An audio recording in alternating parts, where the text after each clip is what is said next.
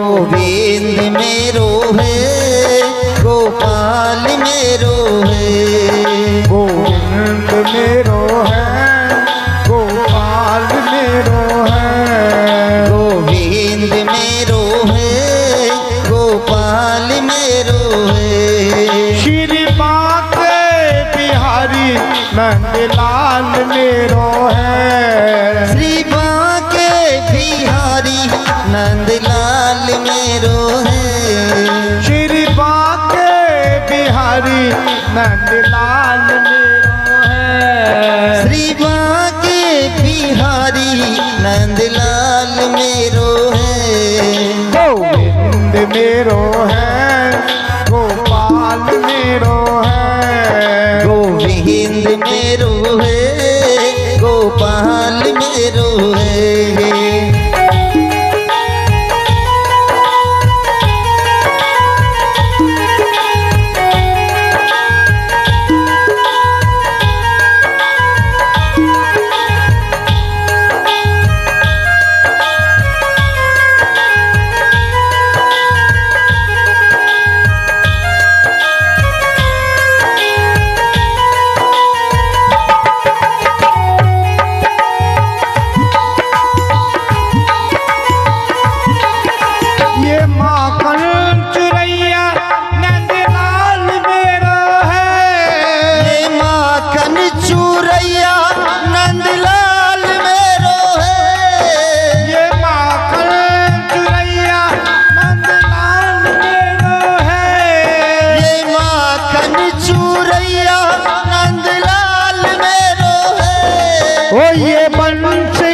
बजैया नंदलाल मेरो है।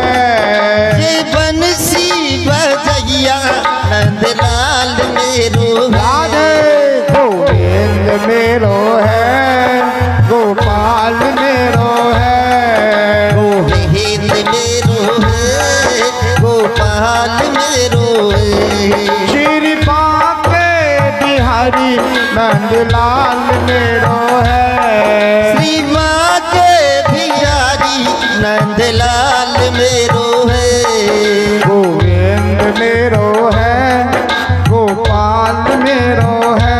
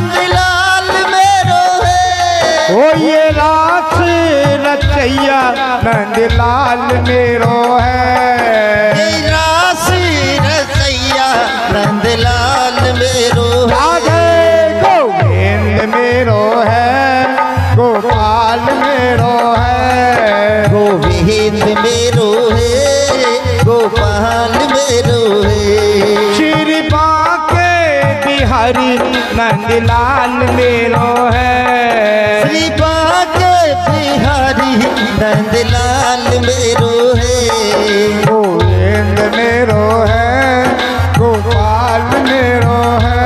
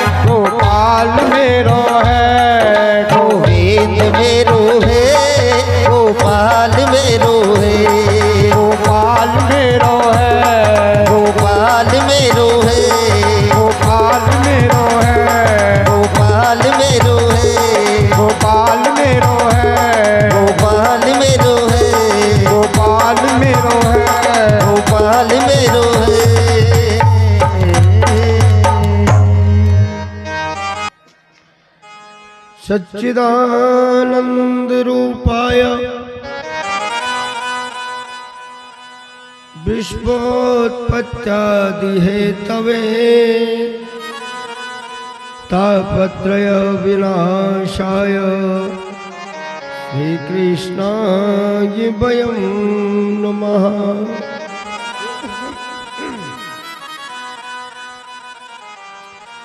सच्चिदानंद स्वरूप अकारण करुणा करुणालय भगवान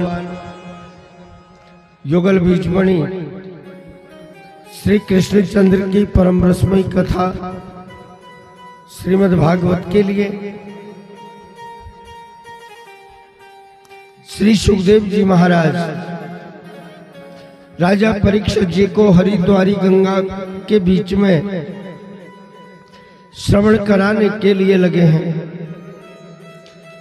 परम सम्माननीय श्रोतागण बंधुओं, भागवत जी का ये पावन चरित्र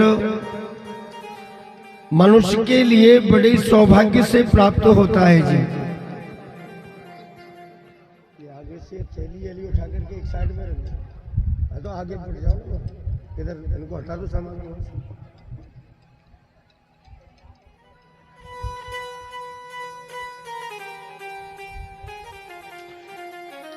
भगवान का ये पावन चरित्र मनुष्य को बड़े सौभाग्य से प्राप्त होता है। कितने ही जन्मों के पुण्य उदय होते हैं, तब कहीं जाकर के भागवत जी सुनने को मिलती है। ए तस्माद् परम किंचित मनः शुद्धि न विद्यते जन्मांतरे भवेत पुण्यम तदा भागवतम लभेत। मन को एकाग्र करने के लिए, मन की शुद्धि के लिए, घर में सुख शांति के लिए, अऊत बाधा को दूर करने के लिए श्रीमद् भागवत ज्ञान यज्ञ से बड़ा संसार के बीच में दूसरा कोई साधन नहीं है। कब प्राप्त होता है?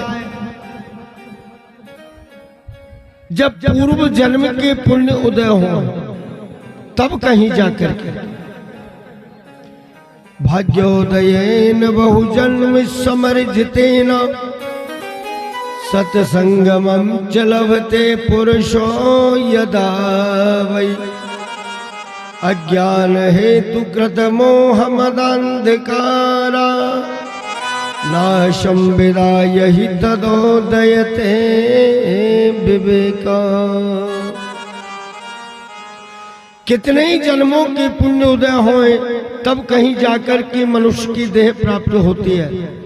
और मनुष्य की देही के बीच में भी सनातन धर्म, अजी हिंदू धर्म, ये बड़े सौभाग्य से प्राप्त होता है। और सनातन धर्म के बीच में भी सत्संग किया। और सत्संग किसका मेरे भाई बहन? श्रीमद् भागवत महापुराण का।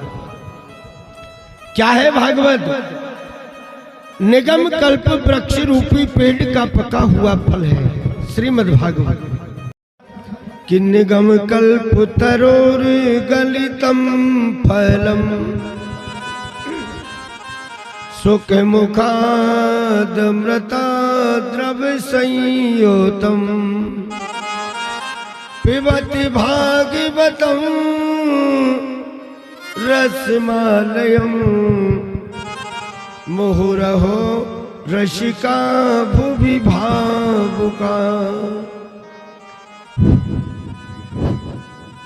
निगम कल्प वृक्ष रूपी पेड़ का पका हुआ फल है।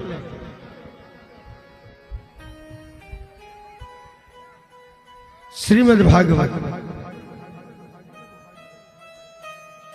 जिसके अंदर ना छिलका है और ना इसके बीच में गुठली है। हे भावुक जनों, जितना जिससे हो सके, जितना जिससे बन सके, वो अपने कान रूपी दोनेन के द्वारा और इस रस को पान करें। व्यास जी कहते हैं भागवत जी में, पिबत भागवतम रसमालयम मुहुरहो रसिका भुवि भावुका। ये फल कैसा है? पीने वाला फल है। अब आप विचार कीजिए, फल को खाया जाता है या पिया जाता है? फल को खाया जाता है, लेकिन जिस फल के बीच में छिलका भी नहीं है और जिस फल के बीच में बीज भी नहीं है, उस फल को पिया जाता है, और जिस फल के बीच में बीज है और छिलका है, उस फल को खाया जाता है। तो भागवत रूपी जो फल है ना, ये पीने के योग्य फल है। कैसे? बोले मुहुरहो रसिका भुवि भावुका। हे भावुक जनों, अपने कान रूपी दोनों के द्वारा और इस रस के लिए पान करें।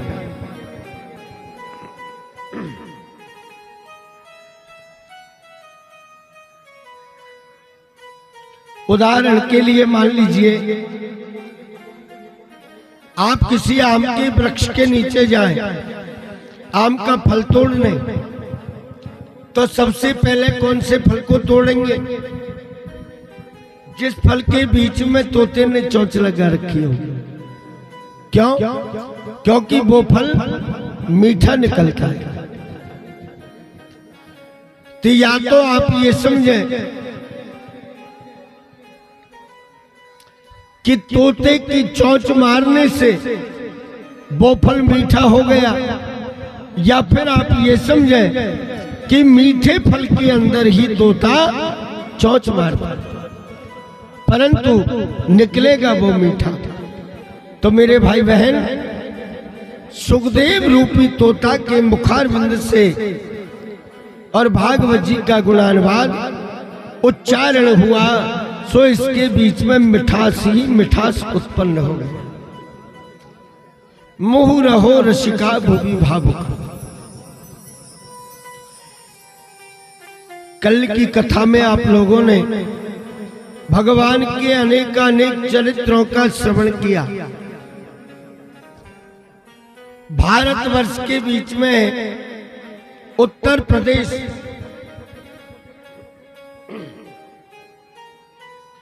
और उत्तर प्रदेश में बोले जी मथुरापुरी,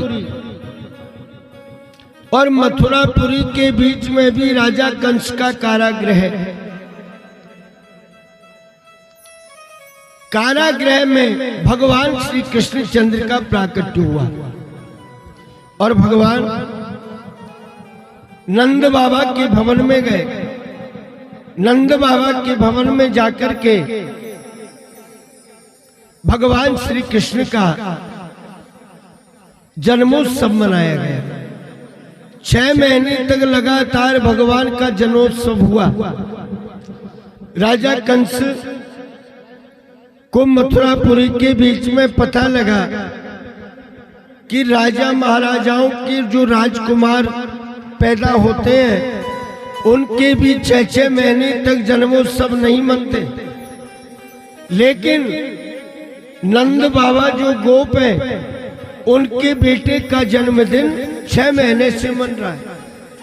कहीं ऐसा तो नहीं योग माया ने मुझसे कहा था कि राजा कंस, तुझे मारने वाले ने ब्रजमंडल में जन्म ले लिया? तो मैंने योग माया से पूछा कि देवी ये तो बताओ ब्रजमंडल में लिया कहां? तो योग माया कहकर के गई यत्र कुबा। गांव का नाम नहीं बताऊंगी, कौन से नगर में लिया, कौन से शहर में लिया, किस गांव में लिया, लेकिन लिया ब्रजमंडल में।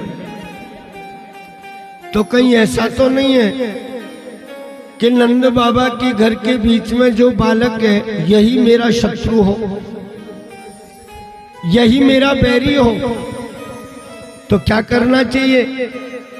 अपने गणों को बुलाए, और गणों को बुला करके कहने के लिए लगे सारे ब्रज में चले जाओ, जिस घर के बीच में 6-6 महीने तक के बालक हैं, सारे बालकों को नष्ट करके आओ। किसी माता का लाल पालने के बीच में खेल रहा है, किसी माता का लाल शयन कर रहा है, कोई माता अपने लाल को स्नान करा रही है, कोई श्रृंगार कर रही है, कोई काजल लगा रही है, कोई स्तनपान करा रही है। माताओं की गोद से छीन छीन करके पाल लेन के बीच में से उठा उठा करके और 6-6 महीने तक के बालकों को नष्ट कर दिया गया। मेरे भाई बहन, उसी समय के बीच में अब तो ठाकुर जी की कृपा, भगवान की माया,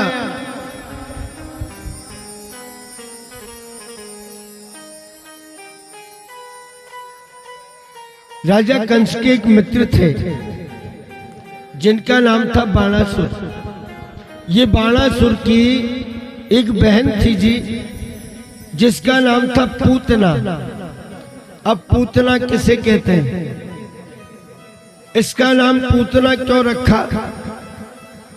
पूतना कहते हैं, स्वयं कहते पूत है नहीं, और जो दूसरे के पुत्रों को देख करके, दूसरों की संतान को देख करके जो खुश ना हो, जो प्रसन्न ना हो, उसी का नाम पूतना।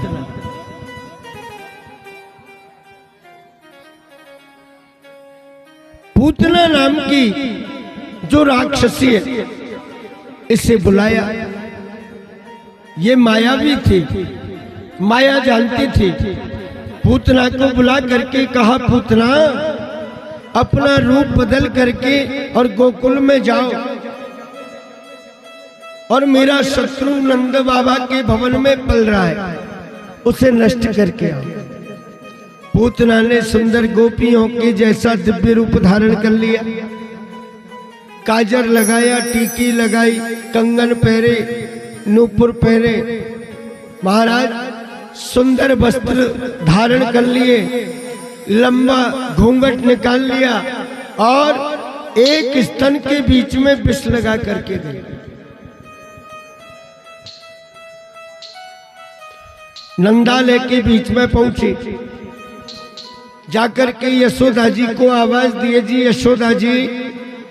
यशोदा जी ने सोचा कोई गोपी लाला के दर्शन करवे के काजे आई है। गृह कार्य के बीच में लग रही यशोदा जी, कहने लगी, गोपी क्या बात है? बोले यशोदा जी तुम्हारो लल्ला कहाँ है? बोले लाला पालने के बीच में खेल रहे हो, तू लाला के दर्शन कर ले। पूतना कन्हैया की ओर बढ़ने के लिए लगी। मेरे भाई बहन, भगवान तो अंतर्यामी है। अरे सबके घट-घट की बात को जानने वाले हैं, सबके मन की बात को जानने वाले ठाकुर जी, और भगवान सबकी सुनने वाले हैं। हाथी के गले के बीच में बंधे हुए गजघंट की आवाज को भी ठाकुर जी सुनते हैं, और चींटी के पैर में बंधे हुए घुंघरू की आवाज को भी ठाकुर जी सुनते हैं। अब विचार कीजिए, कितनी बड़ी चींटी और कितना बड़ा होगा चींटी का पैर, और कितने बड़े आकार का होगा चींटी के पैर में बंधने वाला घुंघरू, और कितनी तीव्र होगी घुंघरू की आवाज। परंतु भगवान उस चींटी के पैर के घुंघरू की भी आवाज को और सुनते हैं। घट-घट के वासी हैं, सबके मन की बात को जानने वाले। पूतना जब आई तो पूतना के आते, और मेरे भाई बहन, ठाकुर जी के दोनों नेत्र बंद हो गए, भगवान की दोनों नेत्र बंद हो गए। अब विचार कीजिए, जब भगवान के दोनों नेत्र बंद हो गए तो पूतना भगवान के चरणों की तरफ जाकर के खड़ी हो गई और वहां जाकर के हाथ जोड़ करके भगवान से क्षमा मांगी। हे गोविंद, हे नारायण, हे कृष्ण कन्हैया, मैं जानती हूं कि मैं आपके साथ में बहुत बड़ा अन्याय करने के लिए आई हूं, बहुत बड़ा अन्याय करने के लिए आई हूं, लेकिन क्या करूं प्रभु, मेरे स्वामी का ऐसा ही आदेश है, मैं तो मेरे स्वामी की आज्ञा का पालन कर रहा हूं। भगवान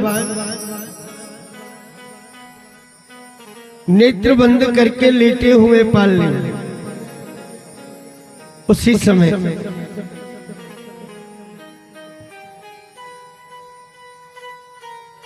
पूतना ने कन्हैया के जिस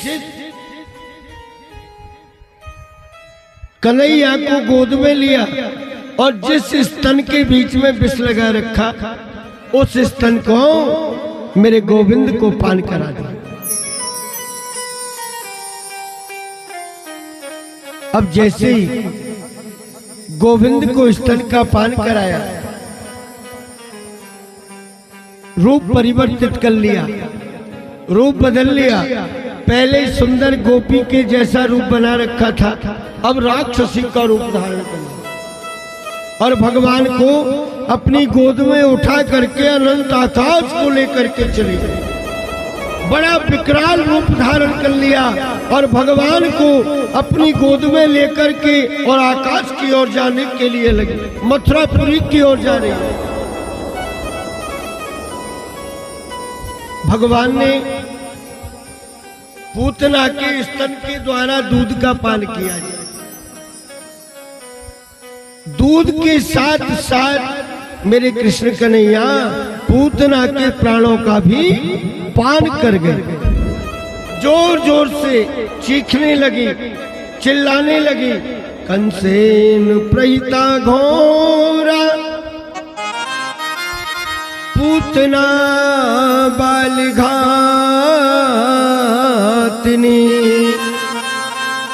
शिशुश्चदार बेघ्नन्ति पुरग्राम ब्रजादिशु।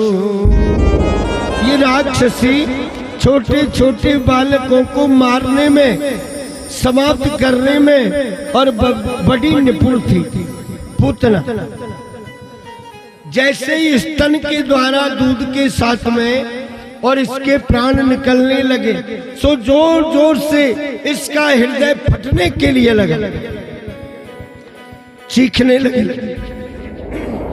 चिल्लाने लगी, मुच्चता मुच्चता मेसा, अरे कृष्ण छोड़ मुझे, छोड़ दे, छोड़ दे, छोड़ दे, मुच्चता मुच्चता मेसा, मुझे छोड़ दे, मेरा हृदय फटा जा रहा है।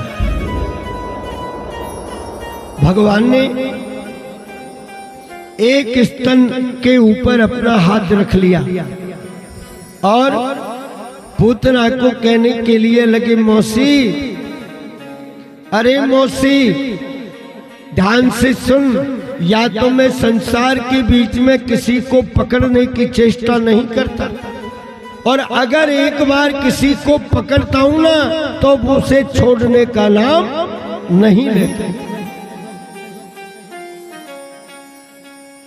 दूध के साथ में पूतना के प्राणों का भी पान कर। पूतना का बड़ा विकराल शरीर और ब्रजमंडल के बीच में गिरा। अब जैसे ब्रजमंडल के बीच में गिरा तो भागवत जी ये कहती है बंधुओं कि 6 कोस के बीच में होकर के और पेड़ पौधे वनस्पति नष्ट हो गए। कितने कोस? 6 कोस के इलाके में, यानी 18 किलोमीटर का, और शरीर धारण कर लिया, बड़ा विकराल धारण कर लिया।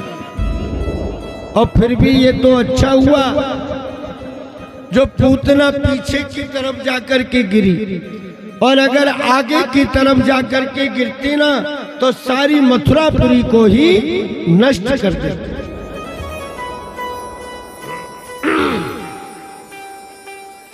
एक बार हम कथा कर रहे हैं, यहाँ संतों के अलग अलग भेद हैं, संतों के अलग अलग विचार हैं। एक बार हम कथा कर रहे हैं मेहंदीपुर बालाजी, तो हमारे यजमान के गुरुजी थे सियाराम बाबा, अजमेर रहते नागफणी पर। उन्होंने 7 दिन तक कथा सुनी। तो जब ये पूतना का चरित्र श्रवण कराया तो महात्मा जी ने आकर के शाम को हमसे कहा, बोले महाराज आपकी कथा मैं रोज सुन रहा हूं, नियम से सुन रहा हूं, कथा बहुत अच्छी लग रही है, लेकिन एक बात बताइए। हमने कहा महाराज क्या बात है? बोले ये बताइए कि पूतना के शरीर का आकार भागवत जी में कितना लिखा है? हमने कहा महाराज भागवत जी में तो 18 किलोमीटर का है, 6 कोस का। तो बोले कि निवेदन करूं, चाहे भागवत जी में 6 कोस का ही लेख होगा, लेकिन पूतना ने बहुत बड़े विशाल रूप में और शरीर को धारण कर लिया। हमने कहा महाराज कितना किया? बोले जी पूतना ने इतना विकराल रूप धारण किया कि पूतना का मस्तक तो पहुंच गया मथुरा में, पूतना के कान पहुंच गए कानपुर में, पूतना के हाथ पहुंच गए हाथरस में, और पूतना के पैर पहुंच गए पंपापुर में। हमने महात्मा जी से कहा बाबा भागवत जी में जो लेख है ना उसको तो वर्णन करेंगे ही, लेकिन साथ में अब के बाद में जहां भी हम कथा करेंगे साथ में आपकी बात को भी कह दिया करें। तो ये संतों के अलग अलग मत हैं। बाकी भागवत जी के बीच में तो 18 किलोमीटर का ही लेख है। महाराज अब देखिए भगवान श्री कृष्ण ने पूतना का स्तनपान किया। अब जो गति अपनी माता देवकी को प्रदान करते, जो गति अपनी माता यशोदा को प्रदान करते, वही गति भगवान ने पूतना को भी दे दी। क्यों? क्योंकि पूतना का भी तो स्तनपान किया था। स्तनपान किसका किया जाता है? माँ का, ठीक है ना।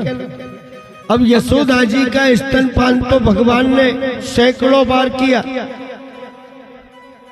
लेकिन आप लोगों को ये पता है कि भगवान श्री कृष्ण ने माता देवकी का भी दूध पान किया था क्या? स्तनपान किया था क्या? है किसी सज्जन को पता? नहीं है। यहां तो लेख नहीं है, लेकिन भागवत जी के 10वें स्कंद उत्तरार्ध में एक श्लोक आता है। क्या? बोले पीत शेषम गदा भृता। उससे ये बात सिद्ध होती है कि भगवान श्री कृष्ण ने माता देवकी का दूध भी पिया था।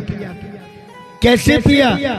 जिस समय भगवान का प्राकट्य हुआ राजा कंस के जेल खाने में, कारागृह में,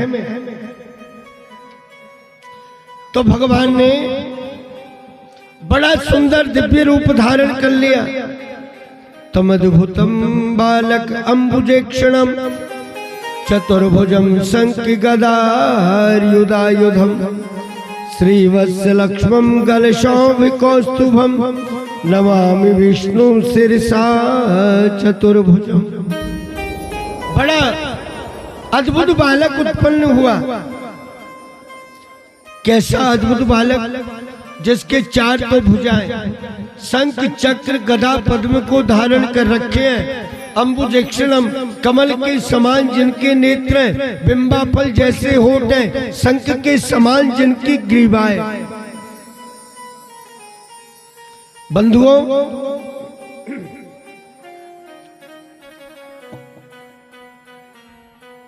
अपने माता पिता को कहने के लिए लगे पूज्य पिताजी, अब आप जब भी मुझे पुत्र रूप में चाहते हैं ना, तो मैं आपका पुत्र बन करके आता हूं। आप मनु और शत्रुपा थे, आपने मुझे पुत्र रूप से चाहा तो मैं आपका पुत्र पुष्णी गर्भ बन करके आया। आप दोनों बने कश्यप अदिति, आपने मुझे पुत्र रूप से चाहा तो मैं आपका पुत्र वामन बन करके आ गया। अब आप वसुदेव देवकी हैं, आपने मुझे पुत्र रूप से चाहा तो अब आपका पुत्र मैं कृष्ण बन करके आ गया। वसुदेव देवकी कहने के लिए लगी, कृष्ण, हे कन्हैया, हे लाल, क्या आप वास्तविक नारायण के अवतार हो या कोई साधारण हो? बोले जी ना, अहम ब्रह्मोस्मि,